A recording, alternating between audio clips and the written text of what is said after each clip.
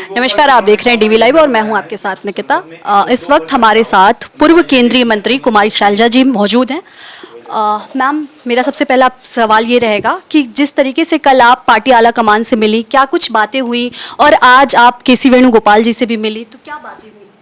Party में हम समय समय पर मिलते रहते हैं और राजनीतिक बातों पर, अनेक राज्यों पर, सब पर बातचीत होती रहती है। छत्तीसगढ़ पर भी, हरियाणा पर भी और भी कई कॉमन बातें हैं, तो उन सब बातों पर हम डिस्कशन आपस में करते हैं। लेकिन कल रणदीप जी, किरण जी और मैं मिले हमारे राष्ट्रीय अध्यक्ष जी से, वेणुगोपाल जी से भी।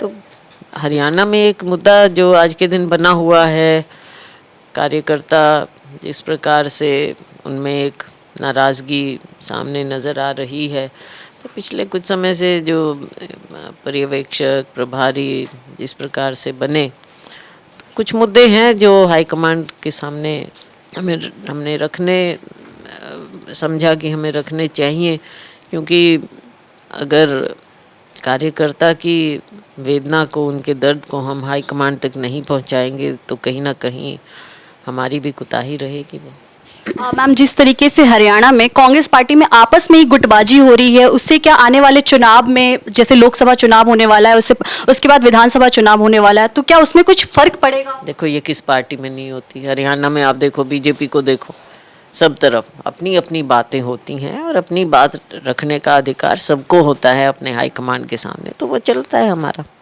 कार्यकर्ताएं खुश नहीं है, नाखुश हैं, तो इससे क्या कुछ प्रॉब्लम आ सकती है आने वाले चुनाव को लेकर के? देखो, चुनाव में सब एकजुट होकर लड़ेंगे, लेकिन अभी उनके नाराज़गी का क्या कारण है, उस कारण को देखना पड़ेगा और देखना चाहिए।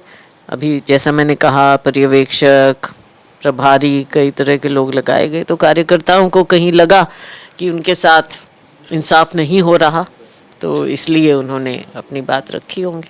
आपसे एक सवाल मैम, ये छत्तीसगढ़ से है कि इस बार बीजेपी जोर शोर से कह रही है कि छत्तीसगढ़ इस बार मतलब बीजेपी आ रही है, तो क्या लगता है? देखिए, ना उनके पास वहाँ नेता है, ना उनके पास नीति है। केंद्रीय नेता वहाँ जा जा कर कुछ कुछ बातें निकालते हैं, लेकिन वहाँ की जनता अच्छी तरह से देख चुकी है। इन्हें 15 साल का इनका कुशासन देख चुके हैं। कांग्रेस पार्टी पर, हमारी सरकार पर, हमारे केंद्रीय नेतृत्व पर उनको भरोसा है। पिछली बार भी राहुल जी ने जो वायदा किया, कोई जुमलेबाजी 15 लाख की नहीं की, जो कहा वो करके दिखाया। कर्जा माफ़ी की बात हुई, वो करके दिखाया। न्याय की बात हुई, वो न्याय योजना हम लेकर आए। हर तरह से हमने काम किया है, हर एक नागरिक को छुआ है, प्रगति में, विकास में हर एक नागरिक को हिस्सा दिया है, और लोग पूरी तरह से कांग्रेस के साथ हैं। भूपेश बघेल जी के नेतृत्व में सभी नेताओं ने मिलकर काम किया और अब लोगों को विश्वास है।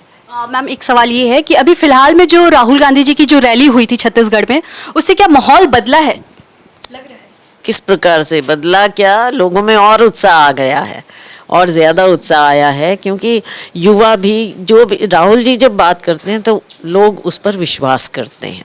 जैसा मैंने कहा पिछली बार, इस बार भी भारत जोड़ो यात्रा की तो एक बहुत लोगों में उत्साह था। राहुल जी गए, वो सारे लोग जो आपने देखा लाखों की संख्या में वहाँ पर थे। एक उसके बाद तो गिनती फिर करना थोड़ा मुश्किल भी हो जाता है, क्योंकि इतने लोग थे अंदर बाहर, और युवाओं में जो एक राहुल जी के प्रति उत्साह है, वो एक अलग ही चीज़ है, और वो देखते ही बनता है। आखिरी सवाल आपसे मैम ये रहेगा कि जिस तरीके से कल से एक विवाद चल रहा है इंडिया और भारत, उस पे आपका स्टैंड क्या है? स्टैंड क्या है? India is Bharat, Bharat is India. ये उसमें भी डिवीजन करना चाह रहे हैं, हर चीज़ को बांटना चाह रहे हैं, संविधान को बांटना चाह रहे हैं, भारत के नाम को बांटना चाह रहे हैं, हर चीज़ को बांटना चाह रहे हैं। कौन कहता है इंडिया भारत नहीं है, और कौन कहता है भारत इंडिया नहीं है? ये तो अब ये लेकर आए हैं ना फर्क किस बात का? राहुल जी ने यात्रा की, भारत जोड़ो यात्रा की थी। अब हमारा जब अलायंस हो रहा है इंडिया के नाम से, तो ये इंडिया के नाम से अब डर गए हैं, घबरा गए हैं। शुक्रिया मैम।